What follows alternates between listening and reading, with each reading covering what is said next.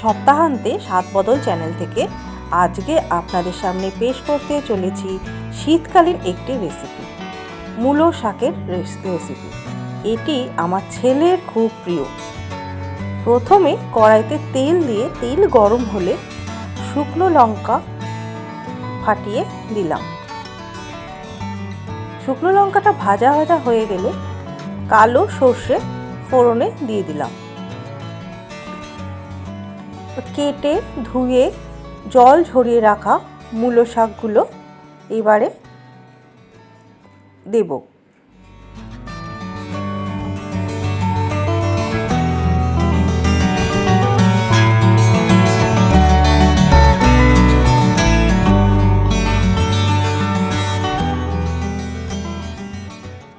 এবার কয়েকটি কাঁচা লঙ্কা চিড়ে দিয়ে দিলাম।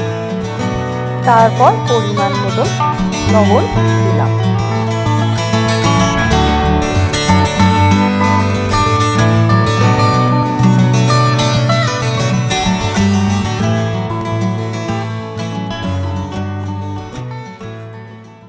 তারপরে আন্দাজ মতন হলুদও দিয়ে দিলাম।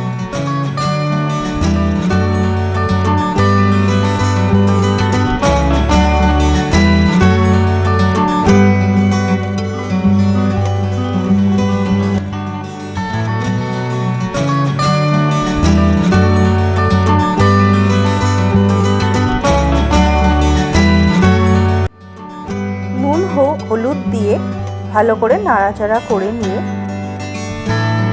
একটু চিনি দিয়ে দিলাম।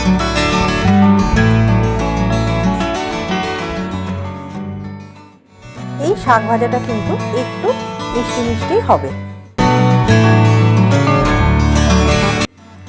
তারপরে মূলো শাকগুলো জল শুকিয়ে এলে নামিয়ে নিয়ে পরিবেশন করলাম।